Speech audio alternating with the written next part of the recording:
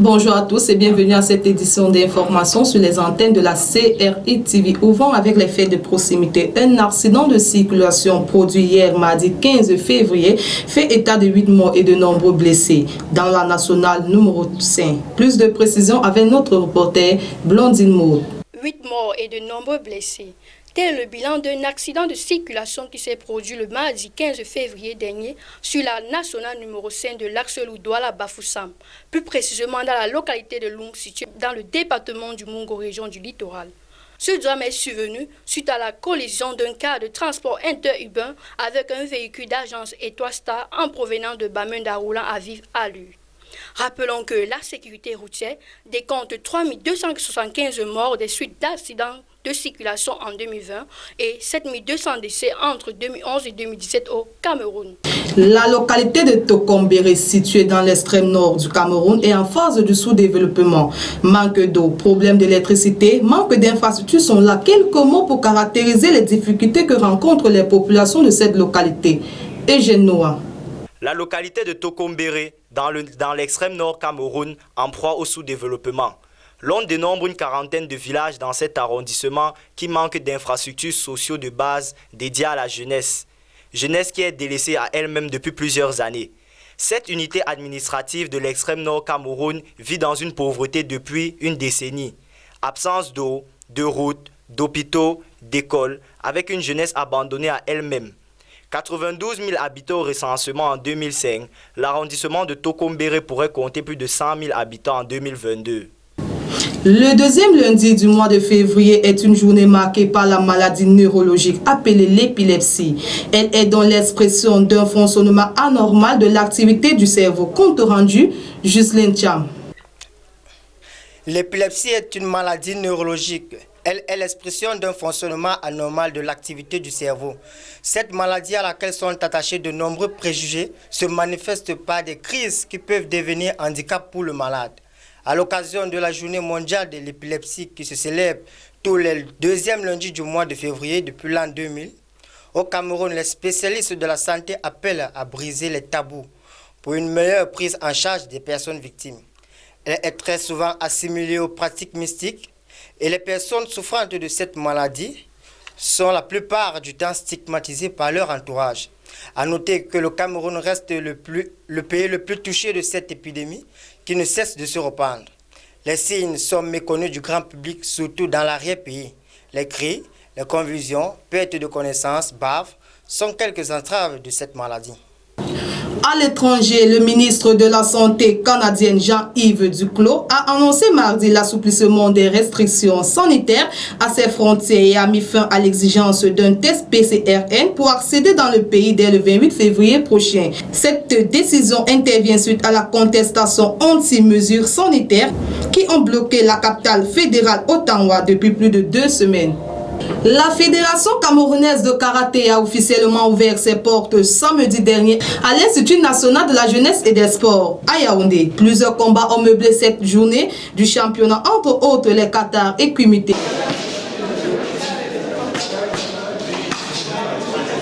La Fédération camerounaise de karaté a officiellement ouvert sa saison sportive ce week-end à Yaoundé.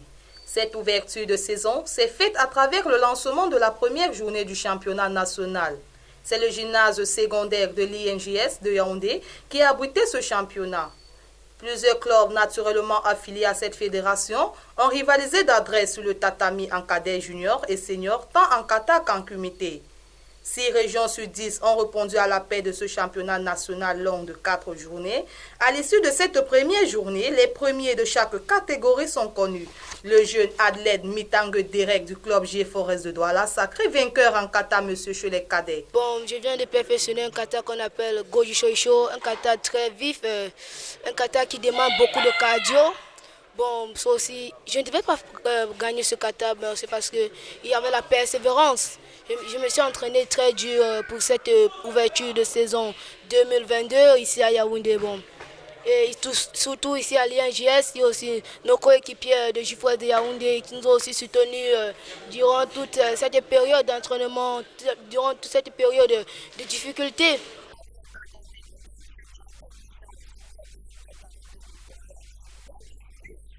Je viens de faire un kata qu'on appelle Goshi-Osho, qui était vraiment, c'était pas facile, vu mes adversaires, parce qu'elles-mêmes aussi, leur kata était bien rude.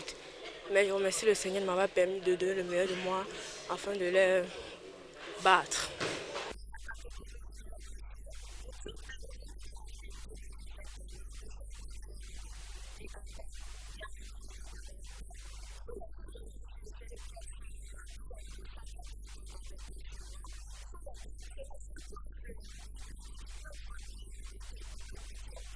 Rien d'ici juste passé pour les éliminatoires et les finales de kata. Et je suis assez fière de ma performance, bien que je dois encore travailler pour augmenter le niveau et pouvoir défendre les couleurs du pays.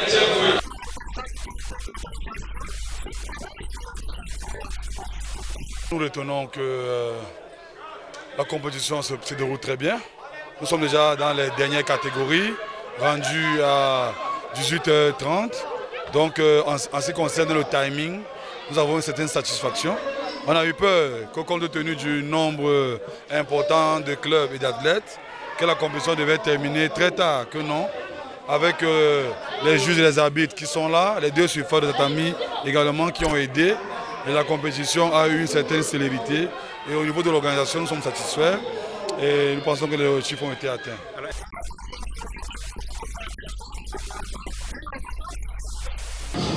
À l'issue de cette première journée, les responsables de fédération se sont exprimés au micro de la CRI TV. Réaction complète par notre reporter Emmanuel Laurent Jotio. Nous sommes là à la première journée du championnat national de karaté. Et cette première journée fait suite au grand stage qu'a organisé la direction technique nationale sous l'égide de Maître Monidi Kongé, qui a permis de recentrer les techniciens de notre fédération, de jeter le cap sur cette saison 2022 qui aura plusieurs journées. Nous sommes là à la première journée et vous avez dû le constater que nous avons des athlètes qui sont très aguerris.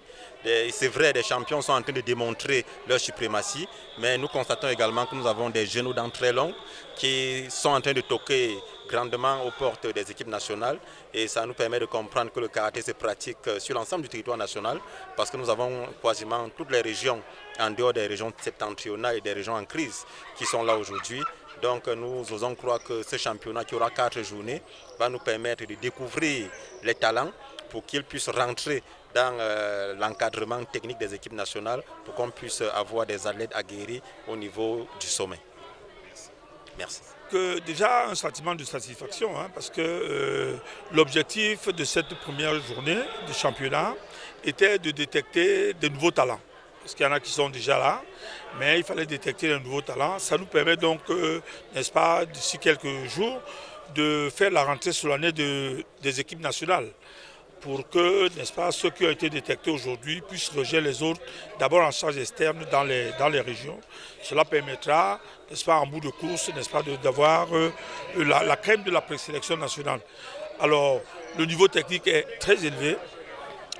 Beaucoup de jeunes sont en train d'émerger.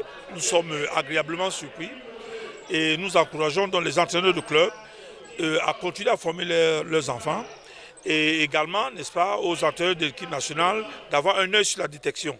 Parce que nous pensons que cette année encore, nous monterons en puissance et je pense que les résultats seront à la hauteur de nos espérances. Je crois que ça rentre en ligne droite des objectifs de la fédération qui consiste en ce que ce jour, c'est l'ouverture de la saison nationale. Vous savez, nous sortons d'une sorte de léthargie et puis la fédération en ce moment-ci s'est fixé des objectifs pour booster et rehausser l'image de notre fédération. Et je pense que les résultats sont assez probants. Au sorti, n'est-ce pas, de la compétition internationale au Tchad, au Caire en Égypte et autres. Alors on est en train, à l'issue de ce regroupement, je crois que les entraîneurs sont là pour voir les valeurs qu'on devrait sélectionner pour renforcer les capacités à l'équipe nationale. Ça se passe très bien, vous voyez la sérénité, il y a l'ambiance, il y a la convivialité. Et c'est ce que nous voulons dans le karaté. Je crois que ça marche, vous avez vu comme nous autres que ça marche. Écoutez, ce que je vois ce soir, c'est la suite de ce que j'ai vu à Bafoussam, au Tchad, et les résultats que nous avons eus au Caire. Je peux vous dire que je suis fier d'être ambassadeur de cette fédération parce que les gamins que je vois aujourd'hui, c'est des gamins qui ont du talent, qui sont aguerris, qui sont prêts. Et moi, je ne peux qu'être fier de les accompagner et je les accompagnerai jusqu'au bout. Bien, je suis satisfait d'être là, invité par la Fédération de karaté, pour venir les encourager. Nous sommes toujours à l'intérieur. Je crois que c'est le début de saison, même si les techniques sont encore un tout petit peu lourdes. Mais je crois que la direction technique nationale est en train de faire quelque chose d'extraordinaire pour la détection des talents, pour la formation des instructeurs. Et je crois qu'il faudrait encourager le bureau en place. Et je prends toujours pour que ceux qui sont en dehors de la fédération rejoignent finalement la fédération de karaté parce que ce n'est qu'ici qu'on pratique le karaté. Nous, les maîtres, on pratique le karaté, mais les enfants s'entraînent au karaté. Donc ça, c'est une nuance, il faudrait que les gens le comprennent. Être en dehors des institutions, ce ne serait pas normal. Donc j'encourage encore l'Africa karaté, de façon à ce que d'ici la fin d'année, on va avoir la fine fleur, n'est-ce pas, de ce que le karaté a besoin pour l'avènement réel du karaté olympique, parce que c'est de ça qu'il s'agit. Je vous remercie. Puis le Mungu ne se prononce pas. Cette fois-ci, nous avons pris une décision de venir sur le terrain, parce qu'il ne faut pas toujours rester derrière. C'est mieux de venir, même si nous on ne gagne pas, on sait que prochainement on va se battre. Mais ce qui nous manque, c'est les protections. On n'a pas les protèges tibia, et ça qui est en train de nous déranger. Mais je crois que la prochaine fois, comme nous sommes venus voir, la prochaine fois, nous, on fera tout pour vraiment rentrer étant fiers. Un grand chapeau au président Dormo et son staff sur l'organisation de cette compétition. Tout se déroule bien. Et je vois aussi l'organisation, la continuité des enfants s'est beaucoup élevée. Le niveau est élevé et ça continue de s'élever. Et l'organisation est bonne. Ouais, c'est ça le résultat. Vous avez vu les enfants travailler, mais c'était super. Je suis leur papa et moi-même j'ai fait du karaté et j'en fais. Et je vous dis que le niveau est très bien. Je tire les chapeaux au président et tout son staff. Je vous remercie. C'est ici que prend fin cette édition d'information sur les antennes de la CRI TV. Retrouvez-nous via nos plateformes Facebook et YouTube. Nos programmes se poursuivent.